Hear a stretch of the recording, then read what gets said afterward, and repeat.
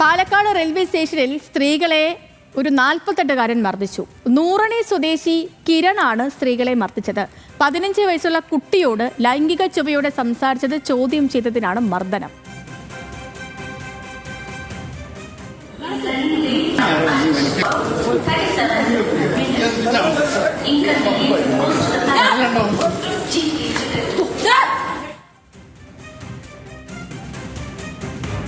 ഈ കിരണിനെ അറസ്റ്റ് ചെയ്ത ശേഷം റിമാൻഡ് രേഖപ്പെടുത്തിയിട്ടുണ്ട്. അജിത്താണ് നമുക്കിപ്പം വിവരങ്ങളുമായി പാലക്കാട് നിന്ന് ചേർന്നത്. അജിത്ത്, ഒരു അനീതി ചോദ്യം ചെയ്തതിന് പൊതിരെ തല്ലാണ്, മർദ്ദനമാണ്. ഇയാൾക്കെതിരായി പോലീസ് നടപടി എന്താണ്? ഇയാളുമായി ബന്ധപ്പെട്ടുള്ള കൂടുതൽ വിവരങ്ങൾ പുറത്തു വരുന്നുണ്ടോ? എങ്ങനെയൊക്കെയാണ്?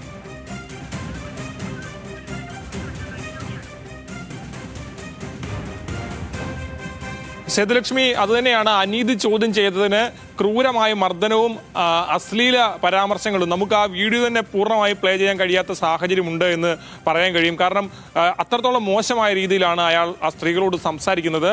ഇതിൽ ഏറ്റവും പ്രധാനപ്പെട്ട കാര്യം 15 വയസ്സുള്ള ഒരു കുട്ടിയോടാണ്.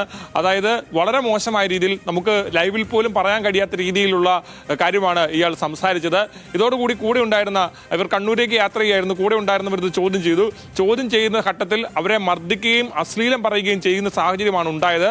അത്തരത്തിൽ വലിയ തരത്തിലുള്ള മർദ്ദിക്കുന്ന രീതിയിലേക്ക് സാഹചര്യങ്ങൾ ഉണ്ടായി. കുറെ നേരം ഇയാളോട് ചോദ്യം ചെയ്തതിന്റെ പേരിൽ മർദ്ദിക്കുന്ന സാഹചര്യം ഉണ്ടായി. മാത്രമല്ല, ഒരു വലിയ പുരുഷാധിപത്യ ബോധത്തിൽ നിന്നുകൊണ്ടാണ് അയാളുടെ ഓരോ വാക്കുകളും വന്നതെന്ന് കൃത്യമായി നമുക്ക് അടയാളപ്പെടുത്തി പറയാൻ കഴിയും. അത്രത്തോളം മോശമായ രീതിയിലാണ് ആ സ്ത്രീകളോട് ഇയാൾ സംസാരിച്ചത്.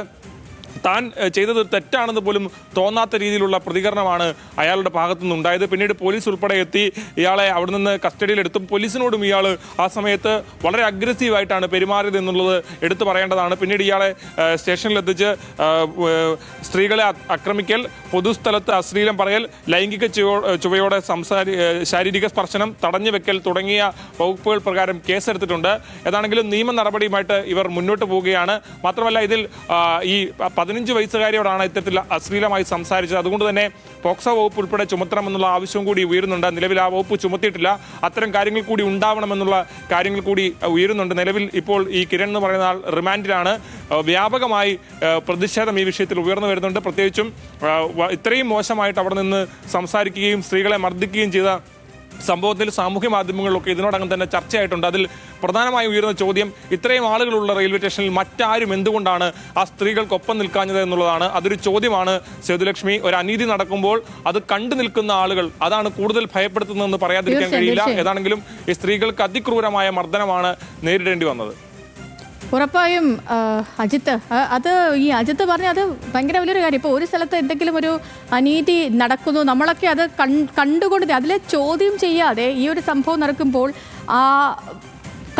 വെറുതെ കാഴ്ചക്കാരായി പലരും നോക്കി നിൽക്കുകയാണ്. ഇപ്പോൾ നമുക്ക് ഈ ദൃശ്യങ്ങൾ കാണുമ്പോൾ തന്നെ അറിയാം അവിടെ എത്ര പേർ ആ വിഷയത്തിൽ ഇടപെടുന്നുണ്ട് എന്നുള്ളത്.